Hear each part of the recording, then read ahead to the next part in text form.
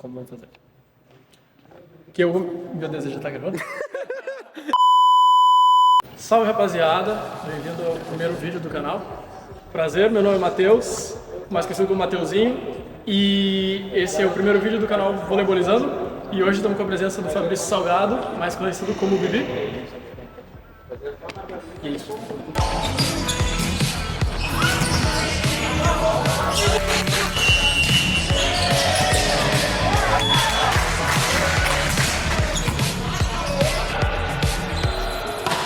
Bom saque, pena que foi no lugar errado.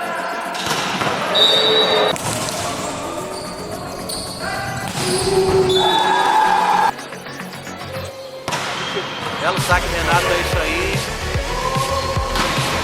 Boa defesa.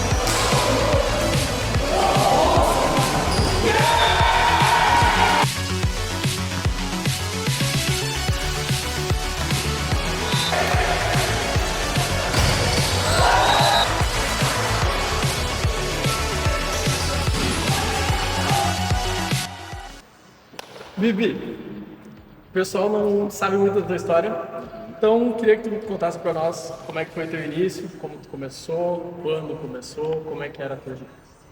Tá. Primeiro agradecer, né, por estar participando desse primeiro podcast do Matheus. Estou muito feliz porque ele é meu amigo, então eu fico muito feliz realmente assim de estar participando junto com ele, porque também tive algumas ideias assim no passado e realmente quando ele me falou eu fiquei assim muito feliz porque eu acho que vai dar certo, não tem isso no amador aqui e a gente precisa, porque a gente comentou no carro, é futebol, é isso, é outro esporte e no vôlei não tem, então é uma oportunidade que a gente tem de ser pioneiro em alguma coisa que mais pra frente pode dar muito certo, então desejo sorte pra ti. Obrigado. De nada. Assim, ó, eu comecei a jogar vôlei com 8 anos, eu morava em Uruguaiana, e aí quando eu me mudei pra cá, com 10 anos, pra Porto Alegre, eu jogava em escola e a minha mãe viu uma reportagem na Sojipa que ia ter peneira para nascidos em 85, faz um tempinho já, né? E aí eu fui fazer a peneira, acabei passando e fiquei jogando a minha categoria de base inteira lá. Eu jogava, como eu era muito esforçado, assim, eu jogava em várias categorias, eu jogava na minha, jogava em algumas outras de idade mais avançada e eu ficava o dia inteiro lá na Sojipa, eu ficava a semana inteira lá, então eu jogava muito vôlei, acabei aprendendo bastante coisa. Eu comecei com 8 anos, hoje eu estou com 40, então é bastante tempo. Eu já joguei em vários lugares, já viajei por vários lugares também. E é isso, meu início foi mais ou menos assim. E como você já jogou em clube, já começou no clube, né? Naquela época, como a gente estava conversando, já não tinha a posição de líbero e tudo mais. Você teve essa pausa de parar para estudar e depois retornou. E como é que foi para ti aprender essa posição nova? Porque na época, como não tinha, você não efetuava a posição de líbero mesmo. E daí você retorna, tem uma posição nova e do nada já vira referência da posição para aquela época. Como é que foi para ti essa transição de voltar a jogar e aprender uma posição nova? Lá na Sojipa, a gente treinava todas as posições, então a posição de líbero era nova, mas os fundamentos eram fundamentos de um ponteiro, vamos dizer assim, que tu passa, tu defende, tu acaba fazendo outras coisas que no clube eu achava bom, assim, na Sojipa, diferente de outras. Tu treinava em todas as posições, tu treinava estratégia em todas as posições, tu treinava no papel, na teoria em todas as posições, então tu sabia fazer tudo. Então, na minha época não existia líbero. Quando eu entrei pro juvenil, que na Sojipa tinha na época, eu resolvi estudar e aí eu joguei um pouquinho no juvenil, começou a ter um líbero, acho que em 99, 98. Aí eu comecei a estudar e eu não vou, eu sei que eu não tenho altura para vôlei, vou jogar, vou estudar e vou levar esse lazer. Aí eu comecei a jogar em outras equipes boas no Rio Grande do Sul e acabou que eu comecei a treinar de líbero, acabei gostando muito de jogar de líbero, acabei conseguindo me destacar bastante por ser esforçado. E eu acho que por esse motivo, assim, eu joguei muito tempo de líbero. Sim. Acho que E você jogou numa época que o voleibol no Rio Grande do Sul era uma potência muito forte. E tanto que torneios amadores traziam atletas profissionais para jogar E você mesmo assim, com atletas profissionais, tanto do lado, mas principalmente contra, se destacava muito. E como era para ti jogar com pessoas profissionais tão bons do teu lado e contra também. E ainda assim conseguir se destacar. Eu jogava numa equipe que eu era o único que não era profissional. Todos eram profissionais, todos vinham de temporadas de outros lugares e jogavam, eram novos, jogavam e eu não era assim, eu sempre fui, como eu te falei, eu sempre fui muito mais esforçado do que um profissional ou treinar em alto nível. E era bem legal, assim, porque eu achava bem difícil. Eu acho que naquela época teve uns 10 anos que o Rio Grande do Sul tinha 5 equipes na Superliga. E a Superliga é o torneio mais forte do Brasil, então tinha muito atleta aqui, tinha muito clube que investia em base, então tinha muita cidade com clube, então automaticamente tinha muita gente jogando, tinha muita gente que saía do clube e continuava jogando, então tinha equipes no torneio de Porto Alegre, por exemplo, que era o mais forte que tinha na época. Sim. Às vezes tinha 50 times, não sei se você lembra, 50, 60 times, então era muito time. E era muita gente jogando bem, era gente do Rio Grande do Sul inteiro, tem vezes que vinha pessoa de Bagé jogar torneio equipes de Bagé vinham jogar aqui, ou equipes de longe, então eram torneios fortes. E eu sempre falo a mesma coisa, eu acho que eu só conseguia ir bem porque eu era esforçado e eu gostava muito, com certeza. Eu era amigo de pessoas também que tinham equipes boas, isso também me ajudou a ir para equipes boas também. E eu acho que é isso, assim, a palavra que eu defino tudo isso é ser esforçado, né? Aí você jogava também numa geração considerada de ouro, né? Que eram muitos atletas, como a gente falou, que vieram do profissional ou ainda estavam atuando como profissionais para jogar o torneio. E mesmo assim, como eu falei, você se destacava muito, tanto é que o Sesc Serrano, que para nós seria o torneio mais forte hoje em dia, você foi destaque. Quantas vezes você jogou ele e quantas vezes você foi destaque? Porque eu sei que você foi muitas, muito mais do que muita gente foi na época. Talvez. É que eu não sei quanto tem de torneios agora do Sesc, mas antigamente tinha bastante. E era torneio realmente, era o mais forte do estado. Eu joguei 25 etapas, eu ganhei 21 como melhor defensor. Bastante, assim, mas muitas etapas eu digo pra ti que eu ganhei achando que não fosse ganhar. Porque realmente tinha gente que jogava Superliga, tinha vários atletas bons, eu não lembro exatamente o nome, mas tinha muita gente que era boa. Tinha o Quinhas que jogava Superliga, tinha o Palotti que jogava Superliga, tinha os caras de Novo Hamburgo, que eu não lembro o nome, que também jogavam Superliga. Então eram bastante jogadores na minha posição boa e acabava que eu ganhava. Enfim, tem várias coisas que eu posso falar sobre isso. Por exemplo, tu vai olhar para um time de 6 pessoas, uma não é profissional e uma tu nunca viu jogar. É aquela pessoa que eu vou bombardear. Vou sacar em Bunda, vou sacar em Evandro, pessoas que jogavam Superliga, então não vão. Então acabava que eu conseguia, acho que pelo meu esforço mesmo, conseguir me destacar dessa forma, porque eu era o bombardeado, eu que era o caçado, eu que era o falado, então acho que é isso.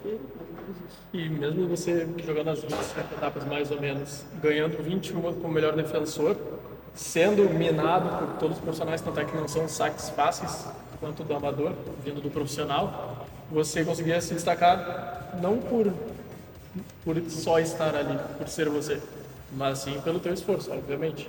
Treinava muito sobre isso e conseguia se destacar tanto no torneio do Sesc quanto no Municipal de Porto Alegre, tantos torneios que foram grandes.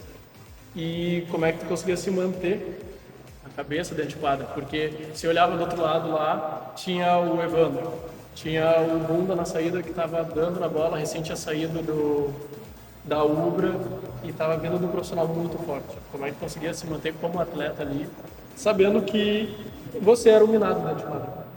Eu sempre treinei quadra, eu sempre gostei muito de treinar quadra, mas eu não jogava areia. Quando eu comecei a jogar areia, eu senti que deu uma diferença, sabe? Eu senti que eu comecei a evoluir mais, principalmente em visão de jogo, velocidade, estratégia, porque na areia tu joga, é dupla, então tu é obrigado, mesmo tu jogando bem ou não, tu é obrigado a ficar ali e a aguentar o tranco até o final. Na quadra tu troca, tu vai pro banco, daí se tu não tá muito bem naquele momento. Na areia tu acaba se forçando se desenvolver muito mais em outras coisas que ajudam muito na quadra. E aí eu comecei a treinar na areia com o Matheus. O Matheus, que é o dono da Unimed, né? Então, eu fui o primeiro atleta dele a treinar na areia e foi ele que eu comecei a ir melhor e conseguir me destacar, assim, durante esses torneios que tu fala.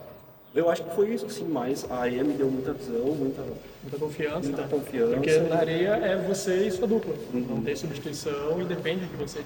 Porque querendo ou não, se tua dupla receber o saque, você vai participar do jogo. E muitas vezes na quadra, se você não receber o saque, você pode acabar não participando daquele momento da jogada. E outra coisa, como eu sei que eu sou muito baixinho, assim, eu sabia que eu tinha que fazer coisas que não precisasse da minha altura para conseguir melhor. Por exemplo, eu podia ser muito mais rápido do que uma pessoa mais alta, eu podia ser muito mais inteligente do que uma pessoa mais alta, coisas que a altura não ia interferir, entendeu? Sim. Então é isso que eu fazia, eu tentava ser mais rápido na areia, eu tentava defender mais que os outros, eu tentava acreditar muito mais. Ou seja, eu acho que tudo isso resume a ser esforçado. É o que eu acho, pelo menos. E quando que virou a chavezinha na tua cabeça de você era um atleta ali e começou a virar referência para as outras pessoas?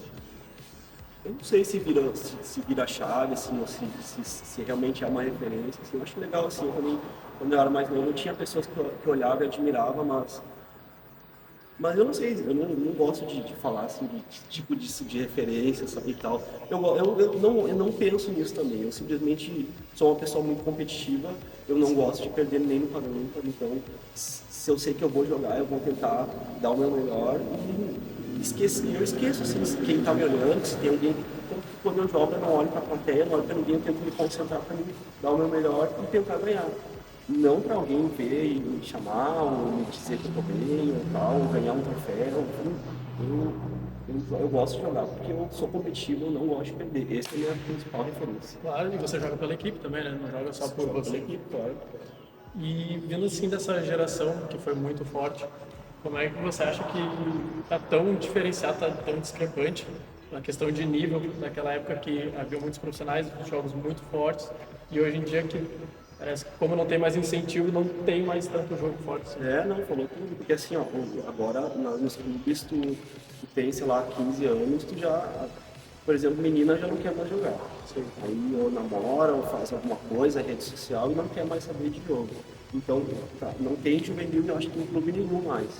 E eu acho que isso, o investimento no vôlei diminui automaticamente, o pessoal para de procurar vôlei, para de investir no vôlei e acaba acontecendo isso. Diminui o número de pessoas que jogam, diminui a qualidade, a altura. Antigamente tinha muito cara alto.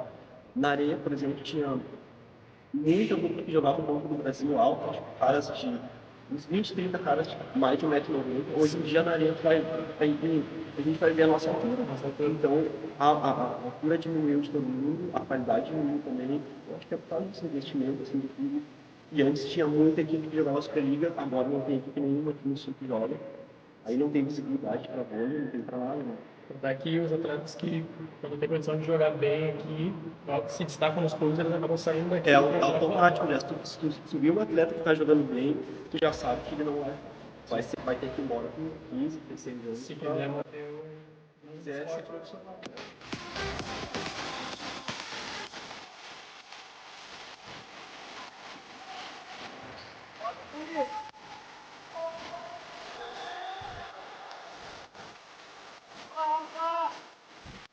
Vivi, você tem muitas equipes na tua carreira, né? Você jogou com o Sparks, o Havana, jogou o Galácticos, a ABB de Porto Alegre, a Unimed, a própria Cave, a Sojipa, o União Alvorada. E pra ti, assim, qual foi os maiores torneios que você jogou? Ou com cada equipe, ou os mais especiais para você? E por que que foi tão especial esse torneio? Olha, vou dizer assim, ó, eu já joguei um torneio lá no Uruguai, bem longe, era quase na praia, assim. Era muito tempo de viagem, mas era um torneio muito forte, muito tradicional, assim, sabe? Todo ano lá, eu ia equipe do Chile, da Argentina, do Paraguai, do Uruguai mesmo, Uruguai ali. No Rio Grande do Sul tinha duas equipes, que era a online, quando eu jogava, o profissional, e lá no Hamburgo, e a Unimed. A gente acabou ficando em segundo, mas a gente ganhou de equipes bem fortes, assim, a gente ganhou da seleção universitária do Chile, a gente ganhou da seleção do Uruguai, e eram equipes boas, sabe? Então, boas no amador, não quer dizer. Sim. Mas, tipo, eram equipes fortes, eram equipes que tinham caras que eram tudo quase 2 metros de altura, e, enfim, eram equipes profissionais que jogavam e disputavam torneios profissionais. Então, pra mim, esse foi um torneio muito forte, que a gente acabou ficando em segundo, a gente quase não ganhou, e acabou que foi um torneio muito bom, assim, aquilo me deixou bem feliz por ter disputado um torneio tão forte, assim. Não sei se não foi o mais forte que eu já joguei. Sim. A gente foi 2 vezes pra lá. E então isso foi com o Unimed. E aí foi quando a gente tinha times fortes, a gente ganhava muitos torneios aqui. Era bem difícil a gente perder para alguém aqui, porque realmente tinha caras profissionais e outras equipes não tinham. Então por esse motivo a gente tinha uma equipe forte. Aí eu joguei também torneio em São Paulo com a equipe se não me engano, foi numa gira. A primeira vez que a gente jogou comigo, a gente jogou junto lá. Aquele torneio para mim foi marcante porque acho que foi um dos primeiros torneios que eu joguei fora, assim, do Rio Grande do Sul. E foi bom, foi forte, foi legal, foi diferente. Foi uma equipe que começou a ter torneios fortes, que eram torneios gays, né? Sim. Então, que não tinha, era torneios fracos, não tinha. Aqui no Rio Grande do Sul juntava 6, 7 times gays para jogar, não era um nível tão forte quanto São Paulo. Então, quando a gente chegou lá em São Paulo para jogar, foi uma coisa que me chamou a atenção, que é uma coisa que eu destaco para mim, que é um desses aí também. Eu acho que de questão de nível é isso, assim, que eu me surpreendi, gostei e jogaria várias outras vezes, com certeza. Até como você citou, o campeonato lá de São Paulo tiveram diversos times, né? Não só Rio Grande do Sul e São Paulo, mas Rio de Janeiro, Minas Gerais, o próprio Ceará tinha um time também, né? Até que tinha jogadores da Superliga C e B que foram jogar o campeonato. E para nós foi bem diferente. A gente jogou depois outros torneios mais fortes que esse, inclusive. Só que esse, como foi o primeiro e a gente viu muita coisa nova, acabou que me chamou a atenção, que foi a pergunta que me falou. Sim. E até porque aqui, quando tem um torneio LGBT, geralmente tem um ou dois times que são fortes. Que vão brigar pelo título, o resto é só assim para completar basicamente o torneio. Agora tá ficando mais forte, isso tá mudando. Sim. Mas ainda assim não é comparado ao nível de lá, que o pessoal ainda joga profissional e joga amador junto. Que acaba ficando pro nós bom, né? E lá em São Paulo, você ainda acabou indo como ponteiro, né? Como é que foi essa transição para você de livre para ponteiro e depois de ponteiro para chegar num torneio tão forte quanto em São Paulo? Eu quero mudar de uma ponta, como eu te falei, eu gosto de jogar, eu já joguei líbero há muito tempo, mas eu não gosto mais de jogar de líbero. Eu gosto de atacar, eu gosto de fazer ponto, eu gosto de vibrar fazendo ponto, e isso me deixa mais feliz do que jogando de líbero, que eu me sinto às vezes um pouco limitado de fazer alguma coisa que eu poderia estar jogando. Por exemplo, eu gosto muito de sacar. Sim. E eu não saco, então isso já é uma coisa que já me deixa mais triste. Eu gosto de atacar. Não falei nível, não falei altura, não falei eficiência, mas é uma coisa que eu gosto, né? Então, se eu vou estar jogando bem ou não, vai ser o técnico que vai decidir isso. Se vai me deixar jogando ou não, mas eu gosto daquilo, então eu gosto de jogar atacando. Quando eu parei de jogar no médio, eu pensei, eu não vou mais querer jogar de líder, eu sempre gostei de jogar atacando e nunca tive a oportunidade. Vou jogar em times mais fracos, que eu sei que vai ser uma coisa que eu vou conseguir tentar me destacar um pouquinho mais, ou tentar jogar um pouquinho mais. Sim. E foi mais ou menos isso. E como você comentou muito da areia e da quadra, você prefere jogar mais quadra, prefere jogar areia, não tem uma preferência? Eu não tenho preferência, eu gosto de jogar os dois, eu sempre gostei de jogar quadra, sempre foi minha paixão jogar quadra. Tem os prós, tem os contras nos dois, mas os dois eu acho que se completam, assim, pra mim, conseguir jogar bem. Como a gente falou antes, a areia dá muita base para ajudar a quadra, sabe? Claro que tem coisas que são diferentes, a passada de ataque é diferente, tem posicionamentos que são diferentes, são dois esportes diferentes com os mesmos fundamentos. Então, acho que por esse motivo eu gosto, assim, eu não iria para outro esporte, começar outro esporte agora, porque é o vôlei que eu gosto mesmo, a não ser que tivesse os fundamentos do vôlei. Sim, mantendo sempre os dois. Eu gosto dos fundamentos do vôlei, independente de ser quadra ou se areia. Acho que essa é a resposta. Porque, querendo ou não, você se destaca nos dois, né? E a gente que veio de uma geração um pouco mais antiga tem aquele mito ou história de que sempre precisa um time, um ponteiro de composição e um ponteiro de definição. Se encaixa em algum?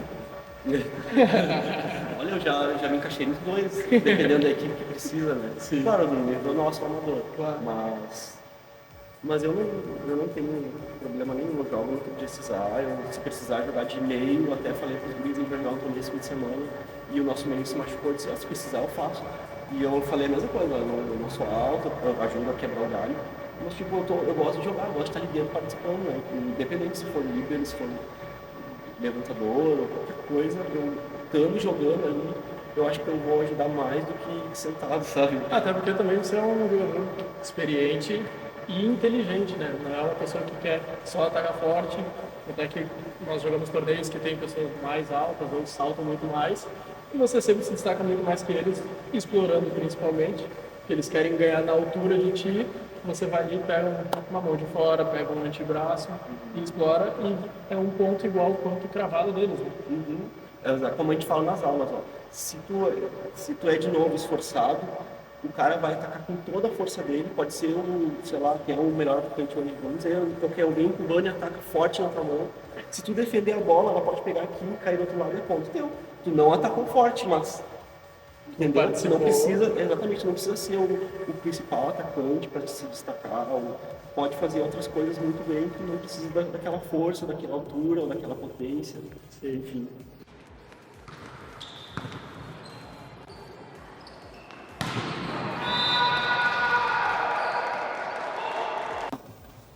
Tá, seguinte, assim, ó, outra coisa que eu queria falar. Quando eu tava jogando da quadra e comecei a jogar areia, eu senti que eu dei uma evoluída no meu vôlei, eu comecei a ter outra visão das coisas, porque a areia me deu esse amadurecimento. Depois, quando eu comecei a fazer crossfit, foi outro pulo que eu dei, eu senti que eu melhorei muito, fisicamente e em várias coisas. Então, eu senti que eu dei essa troca de chave. E aí, quando eu comecei a dar aula, foi a última troca de chave que eu senti que eu dei, que eu melhorei bastante, eu evoluí. Muitas vezes a gente vai falando para os alunos várias coisas e durante o jogo às vezes tu também lembra. Então é coisa assim que eu senti que eu melhorei bastante, esses pulos assim que eu dei. Então, na pergunta que tu fez sobre como, na questão de dar aula, a visão que eu tinha foi uma visão que realmente ampliou o meu jeito de jogar quando eu comecei a dar aula. É porque a gente aprende não só nós treinando, né? Mas quando nós ensinamos as pessoas, a gente acaba melhorando também o nosso sistema. Então, ajuda muito, né? Essa questão de dar treino em si.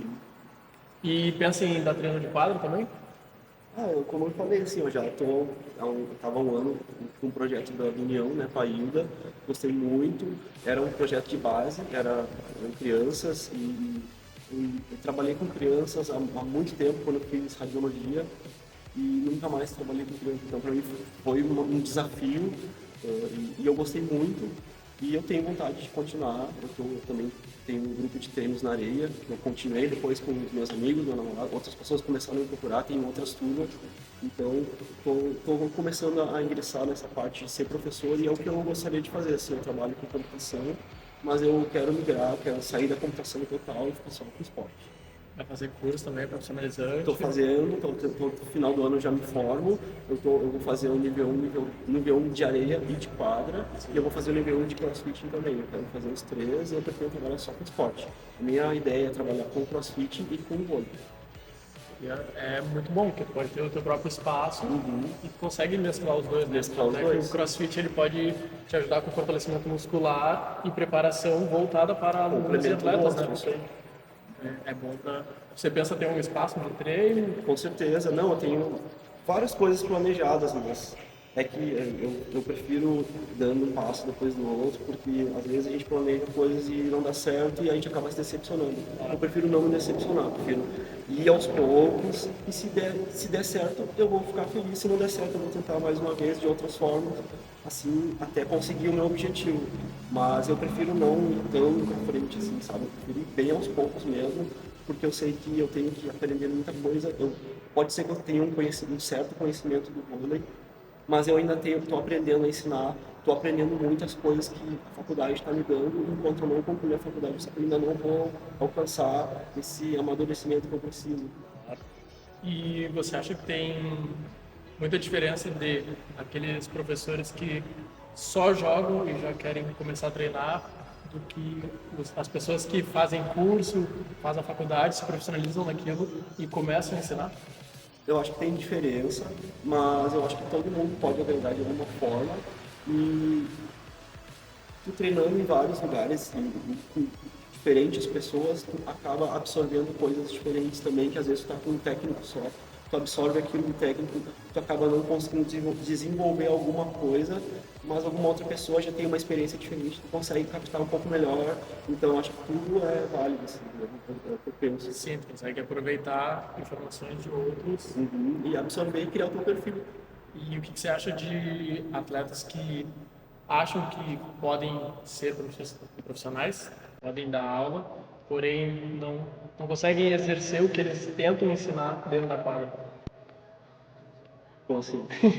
Digamos assim, ó, temos um ponteiro lá que o ponteiro não sabe passar não direito, não sabe passar direito, não se abaixa, não joga tão bem, porém na hora de dar o treino ele vai acabar ensinando aquilo que ele faz dentro da quadra. Eu já tive professores que não sabiam jogar muito bem, que não tinham um deslocamento bom, que não tinham um toque bom, mas ensinavam muito bem. Sabiam te fazer tu entender aquela coisa que tu precisava entender, que às vezes um professor, uma pessoa experiente não sabe. Então eu acho que às vezes é um jeito de ensinar mesmo, que não é necessário ter um vôlei ou não, é um conhecimento de vida mesmo, de saber colocar informação na cabeça da pessoa e fazer ela absorver, entendeu? Sim. Eu acho que independente da pessoa, como eu falei, independente da pessoa saber o mínimo ou o máximo, um pouco que ela já sabe, se ela souber expressar e ensinar, já eu acho que é válido. Claro. Ela ajuda. O importante é tu movimentar muitas pessoas para poder jogar, né? Porque hoje em dia as pessoas não procuram ter tanta informação de ensino e acabam só querendo ir dar treino. Ah, não, agora eu entendi. Agora eu entendi um pouquinho da pergunta. Mas ainda assim, ainda acho o que eu falei. E eu acho que a pessoa tem que ter a capacitação para trabalhar. Ela tem que, por mais que ela esteja dando treino, ou queira dar treino, ou futuramente queira ser um professor, ela tem que procurar estudar, tem que procurar entender melhor o que ela está fazendo, o processo, a dinâmica de tudo. Às vezes não é só para ensinar a pessoa a dar manchete. Às vezes vem pessoas falar coisas pessoais contigo, às vezes vem pessoas com um temperamento diferente, alunos que um não gosta do outro, então são várias coisas que tu tem que saber administrar e tu precisa de um certo conhecimento, de uma certa instrução, que tem coisas que além que a vida te dá e tem coisas que só a faculdade também vai te dar. Então, tem que ter, acredito que tem que ter a formação para te saber formar Formar pessoas, né? Não só atletas, mas como pessoas fora de quadro também, né? Porque muitas vezes nós somos procurados para dar treino, para melhorar o condicionamento da pessoa para o campeonato, porém tem equipes também que só se juntam para ter aquela sociabilidade deles, que não se encontram muito, eles querem treinar, mas também querem só se socializar dentro de quadro, não querem procurar torneios gigantes. Então, agora vamos começar um quadro que eu apelidei de Só Chutadas, que é aquele famoso quadro de pergunta e resposta, em que eu vou te fazer perguntas, você responde o mais rápido possível, a primeira vez que vier na sua cabeça. Tá bem? Então, uma comida, sushi, uma cor, azul, um time, time, pode ser amador ou profissional, net, uma sobremesa, top de bolacha, um signo, sim, sagitário, um local para passear com o teu namorado, praia, uma música antes do jogo, para se preparar. não vem nada mais. O Bibi não é o Bibi se Se não pisar no chão na hora de fazer pontos. alguém que te inspire. Alguém que me inspire. Olha, quando eu era novo, uma pessoa que sempre me inspirou jogando foi o Giba e foi a Shelba. Foi dois jogadores que eu achava que era a minha inspiração. Uma música ou um local para comemorar depois do ponto do campeonato. Uma música ou um local. Uma música ou um local. Um restaurante onde esteja todos os amigos, acho que já foi. O que passa na tua cabeça quando você perde aquele jogo que seria importante para você? Passa na minha cabeça. Nem dá pra falar. Passa muita coisa, mas eu fico dias me remoendo, porque eu não gosto de perder. Então, querendo ou não, eu fico mal-humorado, fico bravo, eu fico tentando pensar no que eu poderia fazer para melhorar, o que eu poderia fazer, falar com alguém, ou enfim, que eu pudesse ser diferente na próxima. Sim. Raiz quadrada de 16. A capital do Brasil. Brasil. Um sonho. Um sonho, ter um negócio só meu no esporte. E uma frase que te mova ou que te inspire para passar para o próximo. Desde que eu me conheço, é ser esforçado. Eu acho que ser esforçado em qualquer área da vida vai te levar em algum lugar. Perfeito. Vamos para o desafio com bola, então. Vamos desafio com bola.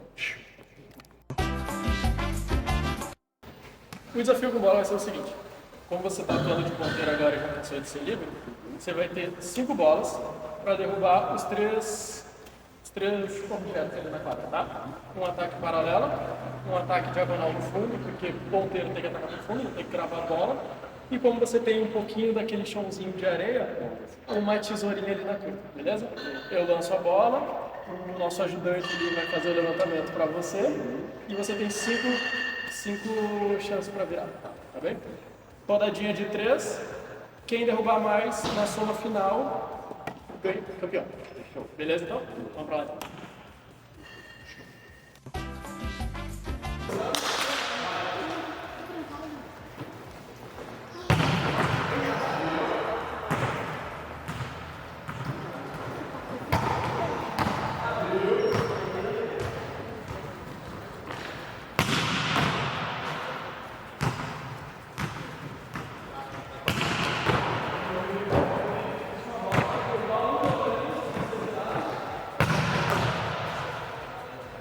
Uma eternidade depois.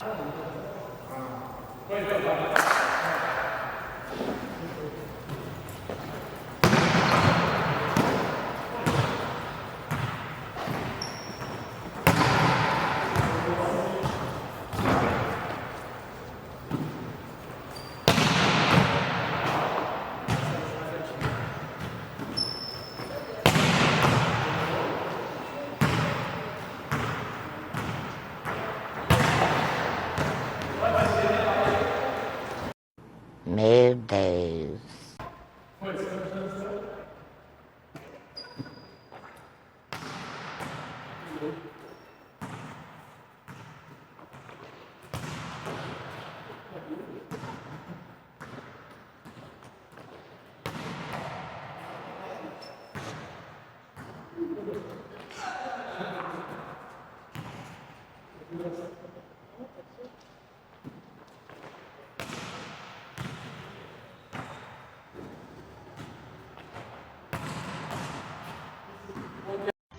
Que merda, hein?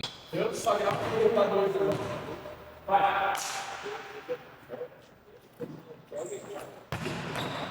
Uma eternidade depois.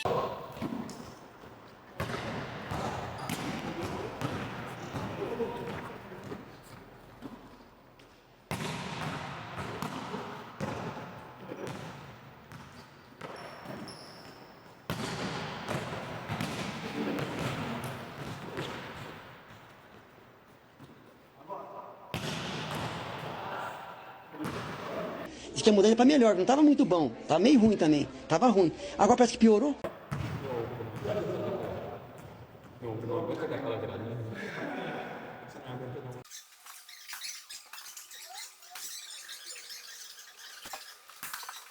Três horas depois.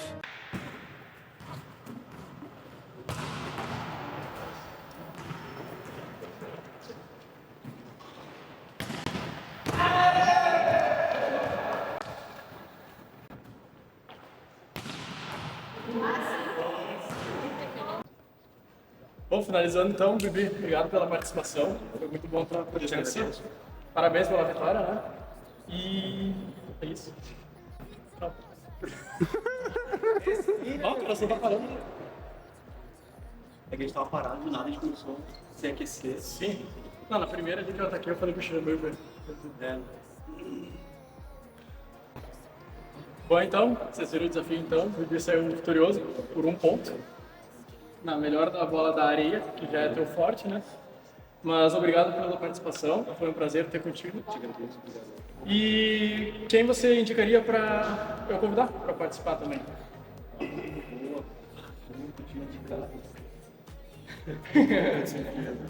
Qualquer pessoa, primeiro que vem na sua cabeça, assim. Pode ser do nosso meio ou não, pode ser feminino, masculino, pode ser da areia.